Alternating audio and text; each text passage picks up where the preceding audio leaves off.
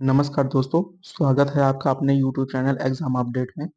आज मैं घटना चक्र आई दृष्टि के राष्ट्रीय घटनाक्रम के दूसरे वीडियो के साथ यानी कि अंतिम वीडियो के साथ आपके समक्ष उपस्थित हूँ।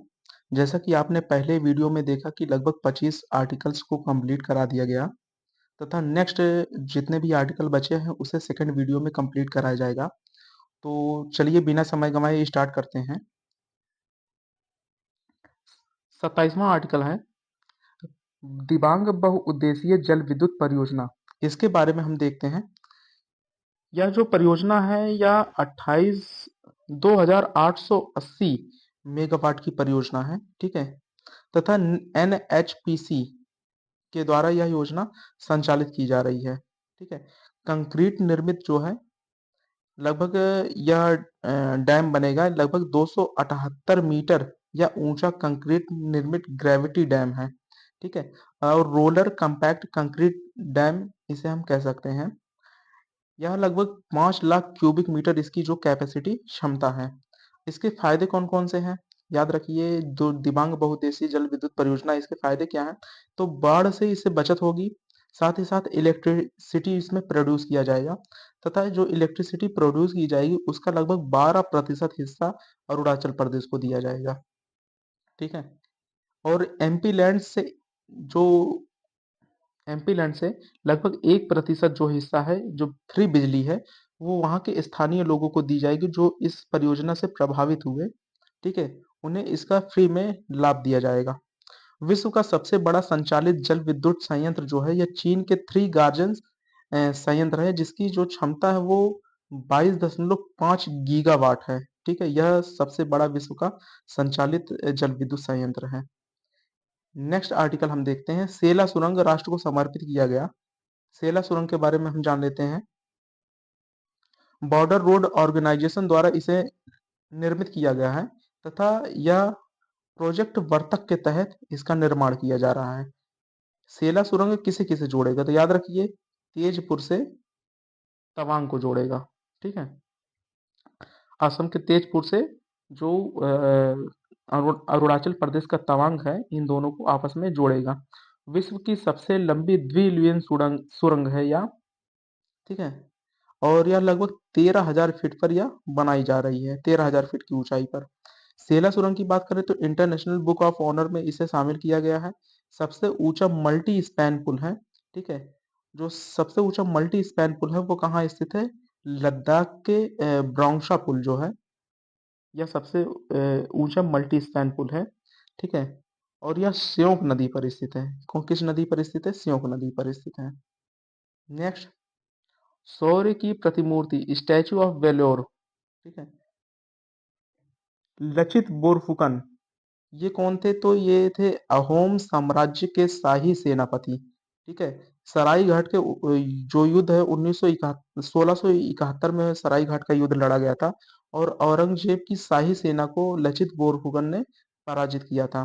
तो इन्हीं के सम्मान में असम के जोरहाट में कांस्य की प्रतिमा इनकी स्थापित की गई है, ठीक है। और 24 नवंबर को लचित बोरफुकन दिवस मनाए जाने की घोषणा की गई है, ठीक है। याद रखिए लचित बोरफुकन की यह 400वीं जयंती है, ठीक है। लचित बोरफुकन की यह 400वीं जयंती है तथा एकात्मक कुछ अन्य स्टैचूज को हम देख लेते हैं जहां से प्रश्न बन सकते हैं। तो याद रखिए एकात्मकता की मूर्ति, ठीक है। ये शंकराचार्य की है तथा मध्य प्रदेश के खंडवा जिले में स्थापित की गई है, पुनासा तहसील मंदाता पर्वत पर। और जो इसकी ऊंचाई है 108 फीट है, ठीक है। तो एकात्मकता की मूर्ति है शंकराचार्य की। Next, statue of social justice हाल ही में यह भी स्थापित किया गया। स्टैचू ऑफ सोशल जस्टिस यह आंध्र प्रदेश के विजयवाड़ा में स्थापित की गई है। ये डॉक्टर बी आर अम्बेडकर की कांस्य की प्रतिमा है, ठीक है। इसकी जो पूरी ऊंचाई है इसके मंच सहित यह 206 फीट है, जिसमें मूर्ति की ऊंचाई 125 फीट है। वहीं इसका जो बेस है, इसका जो मंच है वह 81 फीट का है। याद रखिए बी आर अम्बेडकर की अमेरिका के मैरीलैंड में भी एक मूर्ति स्थापित की गई है, ठीक है। तीसरा है 30वां आर्टिकल है संसदीय विशेषाधिकार नोट फॉर वोट मामला, ठीक है। तो सीता सोरेन बनाम भारत संघ मामले के तहत रिश्वत लेना, ठीक है, तथा वोट के हेतु भाषण देना, यह जो विशेषाधिकार है, यह समाप्त कर दिया गया है, ठीक है। यानी कि यदि कोई व्यक्ति रिश्वत लेकर भाषण देता है या फिर रिश्वत लेकर प्रश्न पूछता है तो यह दंडनीय अपराध होगा। नेक्स्ट, पीएम सूर्य घर मुफ्त बिजली योजना, अब इसे देख लेते हैं। तो इसका जो टारगेट है 2030 तक लगभग 500 गीगावाट गैर जीवाश्म जो है आधारित, यानी कि नॉन फॉजल फ्यूल बेस्ड जो है विद्युत क्षमता का उत्पादन प्राप्त करना इसका मुख्य लक्ष्य है, ठीक है। अर्थात कि जो गैर जीवाश्म ईंधन से जो ऊर्जा प्राप्त की जाने की लक्ष्य रखा गया है, ये लगभग 500 गीगावाट है, ठीक है। भारत में नवीकरणीय ऊर्जा उत्पादन जो है वह उस आधार पर चौथे स्थान पर, लेकिन हम यदि बात करें सौर ऊर्जा उत्पादन में तो भारत 5वें स्थान पर है, ठीक है। सौर ऊर्जा उत्पादन में भारत 5वें स्थान पर, जबकि नवीकरणीय ऊर्जा उत्पादन में भारत चौथे स्थान पर है। यह जो योजना चलाई गई है हर घर पीएम सूर्य घर मुफ्त बिजली योजना, इसके तहत लगभग 300 यूनिट जो है यह बिजली मुफ्त दी जाएगी, ठीक है। और इसमें सब्सिडी का भी प्रावधान रखा गया है, किस किस स्टेज पर कौन कौन सी सब्सिडियां दी जाएंगी। यदि कोई व्यक्ति 2 किलोवाट का पैनल स्थापित करता है तो उसके खर्च का लगभग 60% जो है गवर्नमेंट सब्सिडी प्रदान की जाएगी। यदि 2 किलोवाट से लेकर 3 किलोवाट तक का स्थापित करता है तो 40% सब्सिडी। यदि 3 किलोवाट से अधिक स्थापित करता है तो इस पे कोई भी सब्सिडी नहीं दी जाएगी, ठीक है। अधिशेष बिजली, याद रखिए जो इस योजना के तहत जो अधिशेष बिजली का उत्पादन होगा वो डिस्कॉम कंपनियों को बेचकर पैसा भी कमाया जा सकता है। और इससे अनुमान लगाया गया है कि यदि ऐसे सोलर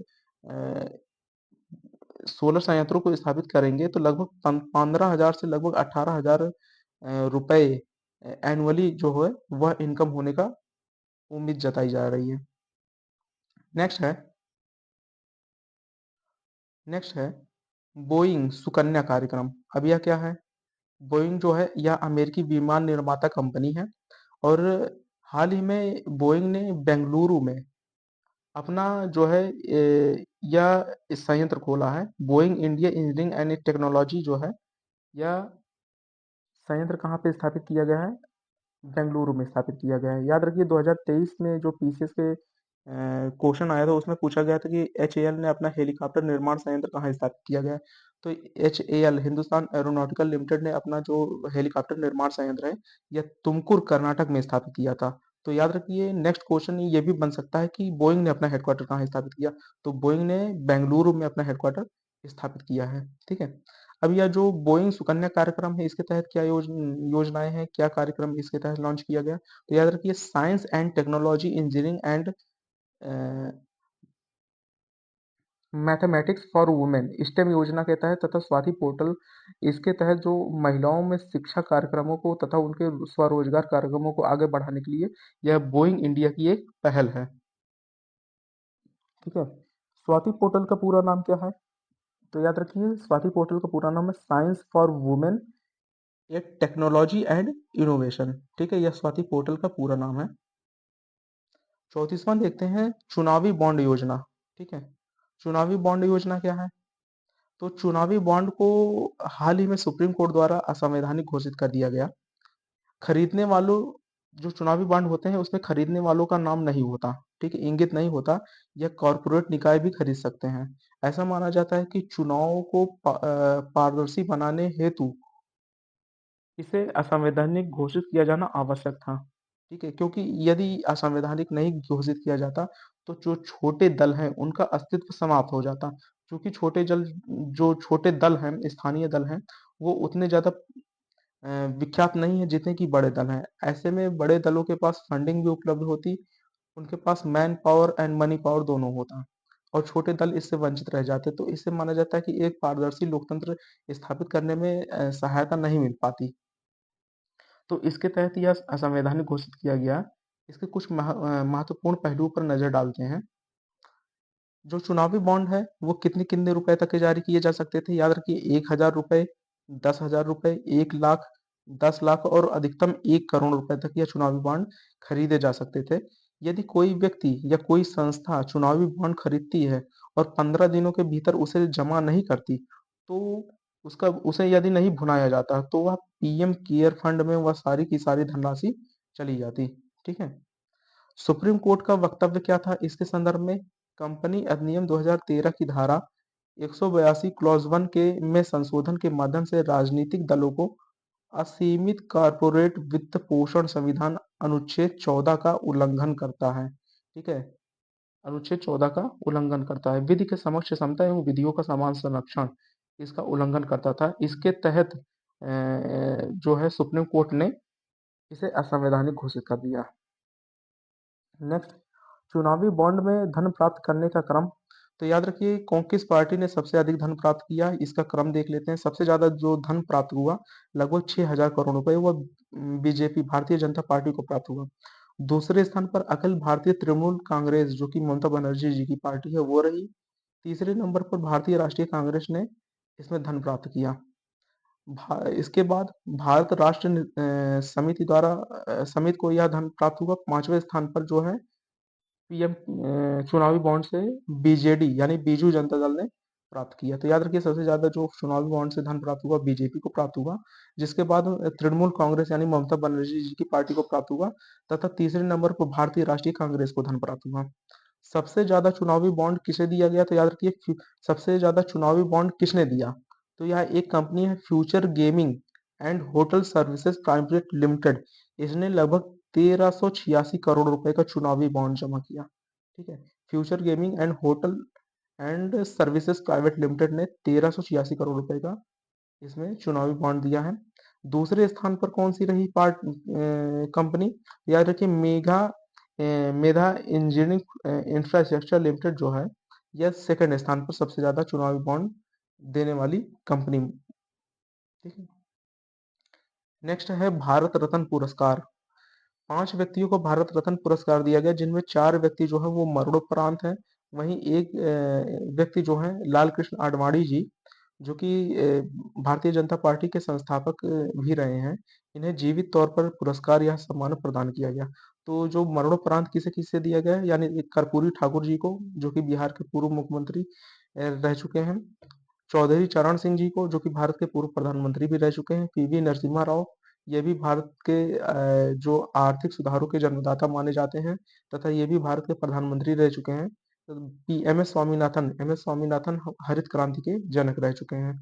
तो 5 व्यक्तियों को दिया गया। अब इनके बारे में कुछ महत्वपूर्ण तथ्यों को देखते हैं। पहला है जननायक कर्पूरी ठाकुर। याद रखिए ये 2 बार बिहार के सीएम रह चुके हैं जननायक कर्पूरी ठाकुर। इन्हीं के प्रयासों से मुंगेरी लाल आयोग की रिपोर्ट की आधार पर, ठीक है, पिछड़े वर्गों को आरक्षण का प्रदान किया गया था बिहार राज्य में। ठीक है।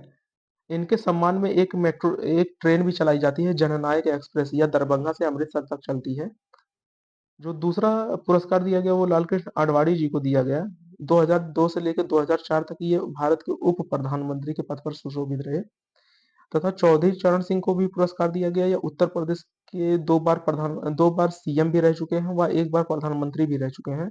तथा इन्होंने आरएलडी राष्ट्रीय लोकदल पार्टी का भी गठन किया जो कि किसानों से संबंधित थी। तथा किसान आंदोलन के ये प्रणेता भी माने जाते हैं चौधरी चरण सिंह जी। और पीवी नरसिम्हा राव जी की बात करें तो 1991 से लेकर 1996 तक प्रधानमंत्री के पद पर इन्होंने सुशोभित किया, तथा व्यापक आर्थिक स्थिरीकरण के ये जनक माने जाते हैं। ठीक है। नेक्स्ट है एम एस स्वामीनाथन जी। तो एम एस स्वामीनाथन जी की बात करें तो यह हरित क्रांति के जनक माने जाते हैं। इनका जन्म तमिलनाडु के चेन्नई में हुआ था। ठीक है। राष्ट्रीय डॉल्फिन शोध केंद्र। राष्ट्रीय डॉल्फिन शोध केंद्र जो है वो पटना में स्थित है। ठीक है। अब कुछ डॉल्फिन की प्रजातियां हैं जो कहाँ कहाँ किस किन नदियों में पाई जाती है। तो याद रखिए एक डॉल्फिन की प्रजाति थी बैजी डॉल्फिन, जो कि 2006 में विलुप्त कर दी घोषित की हो गई। यह यांगजी नदी में पाई जाती थी, चीन की। वहीं सिंधु नदी में भूलन डॉल्फिन पाई जाती है। अमेजन नदी में जो डॉल्फिन की प्रजाति है वो बोटो डॉल्फिन है। ठीक है। कुल 6 प्रजातियां जो है मौजूद हैं। ठीक है। 5 अक्टूबर को डॉल्फिन दिवस मनाया जाता है। तो पूछा जाएगा कि डॉल्फिन दिवस कब मनाया जाता है? तो याद रखिए 5 अक्टूबर को डॉल्फिन दिवस मनाया जाता है। और आईयूसीएन की कैटेगरी में डॉल्फिन को इंडेंजर्ड लिस्ट में शामिल किया गया है। ठीक है। नेक्स्ट देखते हैं।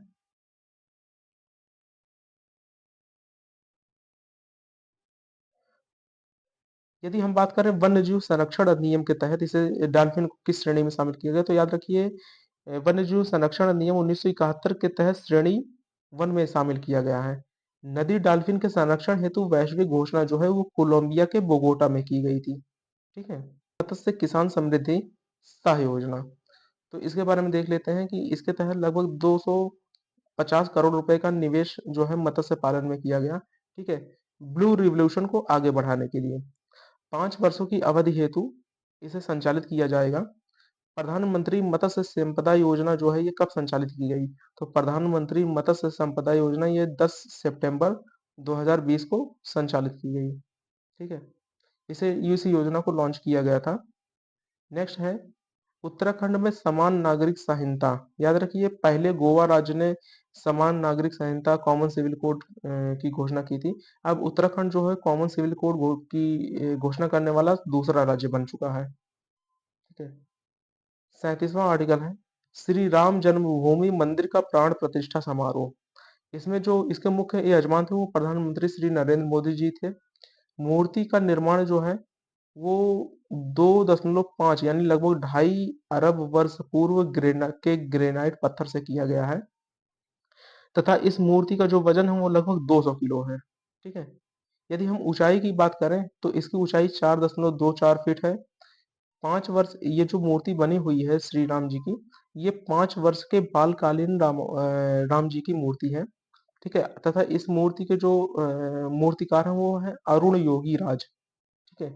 मूर्ति के जो मूर्तिकार हैं वो अरुण योगी राज हैं। तथा श्री राम जन्मभूमि के मुख्य स्थापत्यकार कौन है, तो याद रखिए श्री राम जन्मभूमि के मुख्य स्थापत्यकार है चंद्रकांत सोमपुरा जी हैं। ठीक है।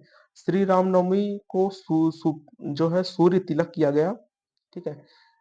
यह दोपहर को लगभग 12 बजे किया गया या लगभग 6 मिनट तक यह सूर्य तिलक चला। ठीक है। अब जो श्री राम जी का जो मंदिर है, श्री राम मंदिर है, यह इसमें 5 मंडप हैं। एक है नृत्य मंडप, रंग मंडप, सभा मंडप, प्रार्थना मंडप व कीर्तन मंडप। ठीक है। अब यहाँ श्री राम जो जन्मभूमि है, यहाँ जो मंदिर बन रहा है, इसमें कहाँ कौन चीजें वस्तुएं प्रयोग की गई, कहाँ कहाँ से ये लाई गई, इसके बारे में हम देखते हैं। ये जो टीक की लकड़ी है, यह महाराष्ट्र से लाई गई। ब्रासवेयर जो घंटियां बनाई गई, जो घंटे बनाए गए हैं, लगभग 42 घंटे बनाए गए हैं और यह तमिलनाडु से लाए गए हैं। गुलाबी बलुआ पत्थर यह राजस्थान से लाए गए हैं।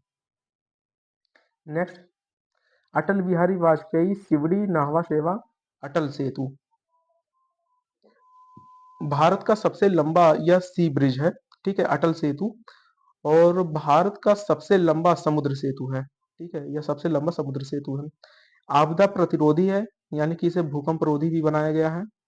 और लगभग इसमें 1.77 लाख मीट्रिक टन इस्पात का प्रयोग किया गया है। ठीक है। अच्छा, ये इतना इस्पात है कि यह रोचक तथ्य है कि इतने इस्पात में 17 एफिल टावर हैं वो खड़े हो जाएंगे। ठीक है।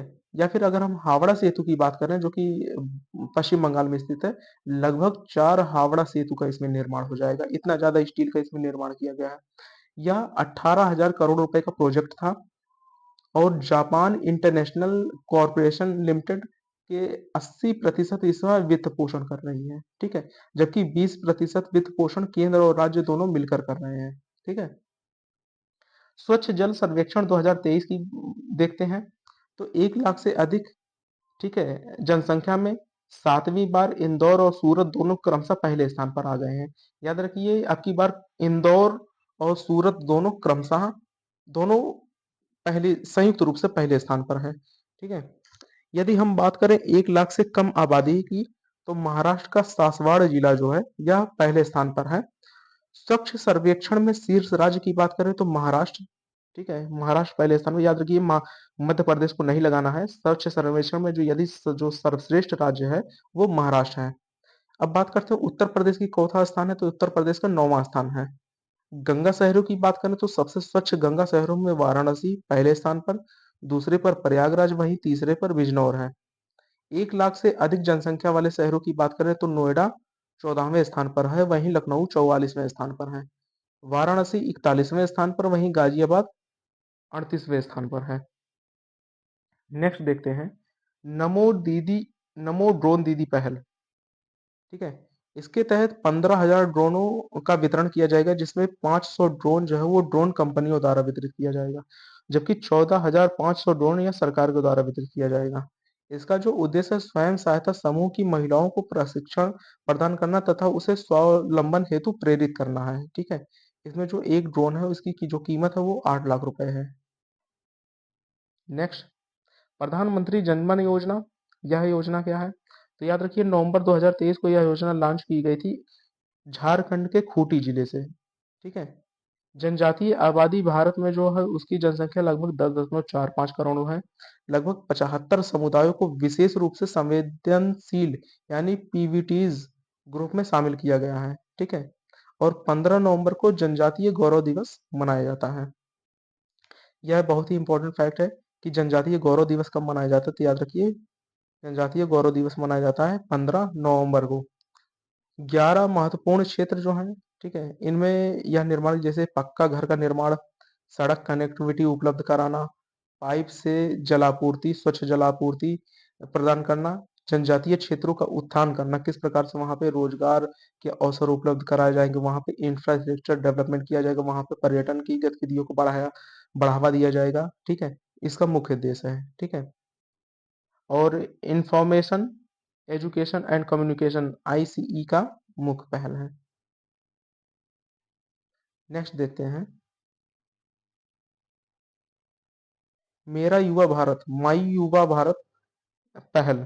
तो इसके तहत क्या है, 31 अक्टूबर को राष्ट्रीय एकता दिवस के अवसर पर युवा भारत एवं खेल मंत्रालय द्वारा यह पहल लॉन्च किया गया। इसके तहत जो टारगेटेड पीपल हैं वो 15 से 29 वर्ष के युवा हैं, वहीं किशोर जो हैं वो 10 से 19 वर्ष के किशोर को शामिल किया गया है, ठीक है। अच्छा, राष्ट्रीय एकता दिवस कब मनाया जाता है? तो याद रखिए, 31 अक्टूबर को सरदार वल्लभ भाई पटेल जी की जयंती पर यह राष्ट्रीय एकता दिवस मनाया जाता है। 43वां आर्टिकल है, आजादी का अमृत महोत्सव, माटी मेरा देश अभियान इसके तहत लॉन्च किया गया तथा देश के प्रत्येक जिलों से कलश में मिट्टी इसमें मंगाई गई है, ठीक है। 9 अगस्त से 31 अक्टूबर 2023 तक यह अभियान चला। इसके तहत कलश यात्रा निकाली गई, अमृत कलश यात्रा, ठीक है। अमृत महोत्सव पुरस्कार, अमृत महोत्सव पुरस्कार में जम्मू कश्मीर जो है यह पहले स्थान पर रहा। दूसरे स्थान पर गुजरात, वहीं तीसरे स्थान पर हरियाणा एवं राजस्थान संयुक्त रूप से रहे। मंत्रालयी अवार्ड की बात करें तो इसमें जो मंत्रालयी अवार्ड दिया गया, इसमें पहला अवार्ड दिया गया विदेश मंत्रालय को, दूसरा रक्षा मंत्रालय को, वहीं तीसरा केंद्रीय खेल एवं शिक्षा मंत्रालय को दिया गया। 44वां आर्टिकल हम देखते हैं, नमो भारत ट्रेन, भारत की पहली रैपिड रेल सेवा। याद रखिए, इसके तहत 8 गलियारों का डेवलपमेंट किया जाएगा, ठीक है। कितने गलियारों का? 8 गलियारों का डेवलपमेंट किया जाएगा। दिल्ली, गाजियाबाद और मेरठ, इसमें से एक प्रमुख गलियारा है जो कि उत्तर प्रदेश से होके जाता है। और इसका एक प्रायोगिक तौर पर संचालन किया गया है। इसका केवल 10% हिस्सा ही जो कि एक प्रायोगिक तौर पर किया गया, साहिबाबाद से दुहाई डिपो तक, ठीक है। इसका संचालन करके देखा गया कि क्या यह इसका सक्सेस रेशियो क्या है या कैसा परफॉर्म कर रहा है, ठीक है। 45वां है, गांगेय डॉल्फिन यूपी का जलीय जीव घोषित किया गया, ठीक है। तो पूछेगा कि यूपी का जलीय जीव किसे घोषित किया गया, तो गांगेय डॉल्फिन को घोषित किया गया। लेकिन यदि पूछ ले उत्तर प्रदेश की राजकीय मछली कौन है, तो डॉल्फिन नहीं है। उत्तर प्रदेश की राजकीय मछली चितला मछली है, ठीक है। नेक्स्ट आर्टिकल देखते हैं, घोल मछली। याद रखिए, घोल मछली गुजरात राज्य की राजकीय मछली घोषित की गई, ठीक है। और 21 नवंबर को विश्व मात्स्यिकी दिवस मनाया जाता है। यह भी एक महत्वपूर्ण फैक्ट है कि विश्व मात्स्यिकी दिवस कब मनाया जाता है, तो यह 21 नवंबर को मनाया जाता है। अच्छा, घोल मछली का जो वैज्ञानिक नाम है ये क्या है? प्रोटोनोविया डाइकैंथस। याद रखिए, इसका नाम है प्रोटोनोविया डाइकैंथस, ठीक है। विक्रमशिला गंगा डॉल्फिन अभयारण्य कहाँ स्थित है? तो विक्रमशिला गंगा डॉल्फिन अभयारण्य जो है वो बिहार के भागलपुर जिले में स्थित है। बिहार के भागलपुर जिले में गंगा डॉल्फिन अभयारण्य स्थित है। भारतीय भेषज संहिता आयोग पीडीजी का सदस्य बना, ठीक है। इसके तहत देखते हैं, फार्माकोपियल वार्ता समूह, यह पहली बार जो है भारत में आयोजित किया गया। भारत के कहाँ पर आयोजित किया गया? हैदराबाद में। ठीक है। और जो पीडीजी का जो ऑब्जर्वर इंस्टीट्यूट है वो डब्ल्यूएचओ वर्ल्ड हेल्थ ऑर्गेनाइजेशन है। याद रखिए, वर्ल्ड हेल्थ ऑर्गेनाइजेशन की स्थापना कब की गई थी? तो यह 7 अप्रैल 1948 को की गई थी। याद रखिए, इसी वजह से 7 अप्रैल को राष्ट्रीय स्वास्थ्य दिवस मनाया जाता है। नेक्स्ट 48वां देखते हैं। समक्का सरक्का केंद्रीय जनजातीय विश्वविद्यालय। तो याद रखिए, एशिया का सबसे बड़ा जनजातीय जो मेले का आयोजन किया गया है, यह द्विवार्षिक होता है। इसे जतारा कुंभ के नाम से भी प्रसिद्ध है। कोया जनजाति द्वारा इसका आयोजन तेलंगाना राज्य में किया जाता है। ठीक है। और समक्का और सरलम्मा जो थी, ये माँ और बेटी थी। और इन्होंने काकतीय वंश के शासकों के खिलाफ आवाज उठाई थी, क्योंकि काकतीय वंश के शासकों ने सूखे के दौर में टैक्स में वृद्धि कर दी थी, जिसका विरोध इनके द्वारा किया गया था। इसलिए इनके सम्मान में समक्का सरक सरलम्मा समक्का सरक्का केंद्रीय जनजातीय विश्वविद्यालय की गठन किया गया, निर्माण किया गया। ठीक है। ट्रेवल फॉर लाइफ पहल, यह क्या है? तो life style for life style for environment, इसका जो है प्रमुख ध्येय वाक्य था। ठीक है। इसका उद्देश्य है स्थायी पर्यटन को बढ़ावा देना। कॉप 26 में पहली बार स्वीकृत किया गया। भारत शामिल करने वाला इसका पहला देश है। ठीक है। यूएनडब्ल्यूटीओ और यूनाइटेड नेशन इन्वायरमेंट प्रोग्राम की मदद से यह संचालित किया जा रहा है। इसका लक्ष्य है सतत पर्यटन हेतु राष्ट्रीय रणनीति तैयार करना। किस प्रकार से पर्यटन की दिशा में पर्यटन को बढ़ावा दिया जाए, इसका मुख्य लक्ष्य है। ट्रेवल फॉर लाइफ पहल के तहत 8 विषय वस्तुओं को शामिल किया गया है। ठीक है। और उत्तर प्रदेश का कुरैना गांव है जो है, इसे सिल्वर मेडल इसमें मिला है। नेक्स्ट है, राष्ट्रीय हल्दी बोर्ड का गठन किया गया। इसके बारे में हम देख लेते हैं। भारत जो है वैश्विक हल्दी उत्पादन में पहले स्थान पर है। यह पूरे विश्व का लगभग 75% हल्दी उत्पादन अकेले करता है। ठीक है। और भारत में सबसे ज्यादा हल्दी उत्पादन कौन सा राज्य करता है? तो याद रखिए, भारत में सबसे ज्यादा हल्दी उत्पादन महाराष्ट्र राज्य के द्वारा किया जाता है। वर्ष 2030 तक जो हल्दी का निर्यात है, $1 बिलियन तक पहुंचने की आशंका जताई जा रही है। तथा हल्दी में करक्यूमिन नामक तत्व पाया जाता है। ठीक है, हल्दी में करक्यूमिन नामक तत्व पाया जाता है। नेक्स्ट, नारी शक्ति वंदन अधिनियम, यह काफी खबरों में रहा। क्योंकि नई संसद का जो पहला विधेयक था जो पास हुआ, वो नारी शक्ति वंदन अधिनियम ही था। तो 11वीं लोकसभा में यह विधेयक लाए जाने का प्रयास किया गया था, किंतु यह असफल हो गया। 106वें संविधान संशोधन के द्वारा यह अधिनियमित हुआ। ठीक है। महिला आरक्षण विधेयक अमृतकाल में नए संसद भवन में पारित होने वाला यह पहला विधेयक है। ठीक है, याद रखिए, यह बहुत ही इंपॉर्टेंट तथ्य बन जाता है कि नए संसद भवन में पारित होने वाला पहला बजट कौन सा था? तो यह महिला या नारी शक्ति वंदन अधिनियम ही था। ठीक है। वुमेन पार्टिसिपेशन इसमें कितना करना है? लगभग 33% करना है। आर्टिकल 239 ए में संशोधन किया जाएगा। Article 330 A, article 332 clause A, article 334 clause A इसमें जोड़ा जाएगा।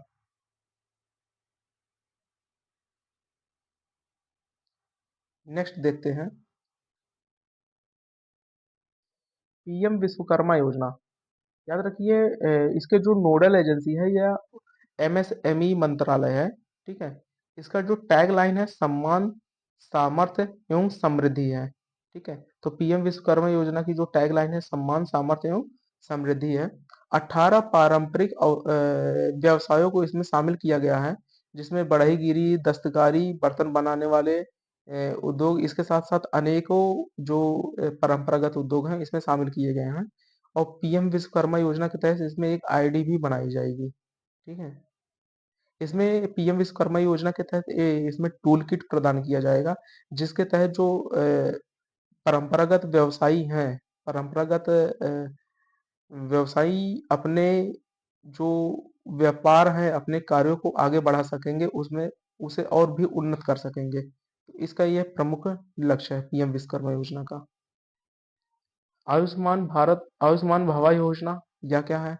तो इसका लक्ष्य है यूनिवर्सल हेल्थ कवरेज प्रदान करना, ठीक है?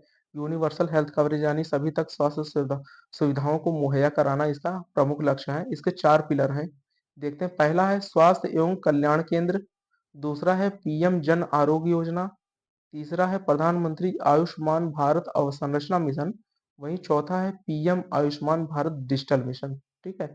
यह 4 इसके पिलर हैं जिसे हम याद रखेंगे, ठीक है?